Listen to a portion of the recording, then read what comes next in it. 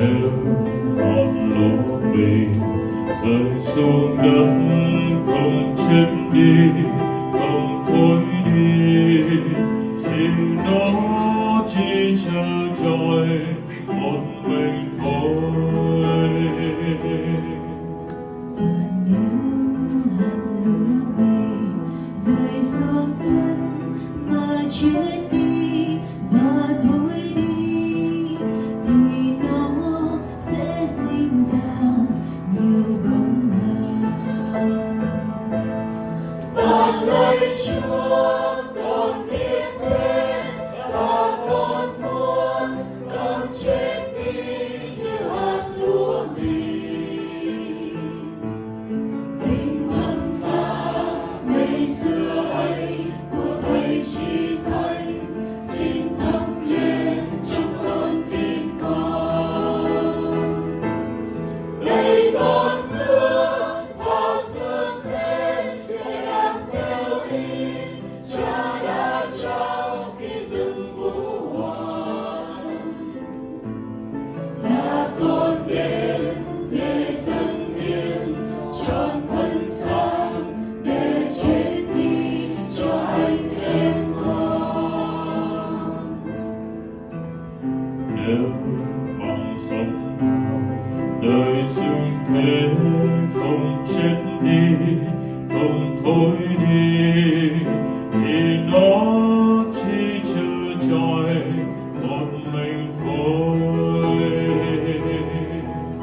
Và nếu mạng sống nào nơi dương thế mà chết đi vì hiến dâng, thì nó vẫn sinh ra nhiều bông vàng. Và lời Chúa con biết thế, và con muốn con chết đi như hạt lúa mì. Tình thân xa ngày xưa ấy của Thầy Chí Thánh xin thắp lên trong con tim con. Đây con bước vào dương thế để làm theo ý Cha đã trao khi dưng vũ hoàn. Là con đến để dâng hiến trọn thân xác để chết đi cho anh em con. Nếu mùa tìm nào đời dương thế không biết yêu, không biết thương, thì nó chỉ chờ trôi một mình thôi. Và nếu quả tim nào nơi dương thế mà chết đi vì hiến dâng, thì nó vẫn sinh ra nhiều hoa quả. Và lời Chúa con biết thế, và con muốn con chết đi như hạt lúa mì. Tình thân